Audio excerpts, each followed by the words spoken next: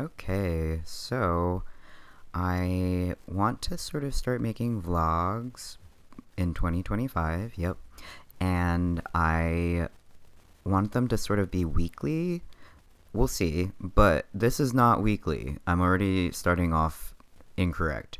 So I started making paper, and then I was recording it, and I had the footage and didn't really have anything to do with it, so it's getting included. Here is my paper making, me starting paper making for the first time since college, and what you're about to witness as I'm blending this paper very improperly in a blender that can't handle the amount of paper I've put into it, is the blender like blow up. Like, I murdered this blender, my bad. But here we can see me blending the paper, doing my best. Here's that last little thing, and then finally there's the smoke, and that blender is dead. There we go. But I did get some good like smushy out of it, some good paper pulp, and I was able to make some purple paper out of my 2024 calendar that was no longer of use to me. And that is a big thing I really like about the paper making, is being able to just like rip paper. I did not know how much I enjoyed ripping paper until I started doing it for paper making. Like sitting there and listening to something and just ripping some paper. Whoa, love. And then I do kind of want to include some like daily life things, which was me like pulling my affirmation card. But we'll see. We'll see what they turn into. I have no expectations. I'm just kind of doing whatever.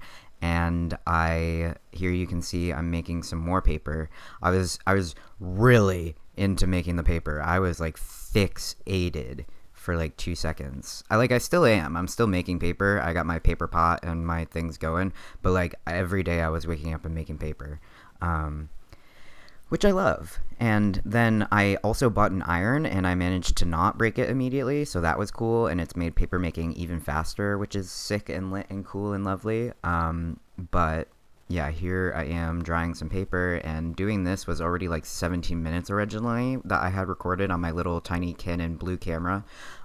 So I only showed myself doing one piece, and I love how I said that it sped up the process a bunch, and then it still was like forever. But nonetheless, here I have another project that I'm constantly working on, which is candles. They're like a relatively recent thing, like pre-paper making, but not super old either. And then another thing I'm working on is printmaking with my homemade paper.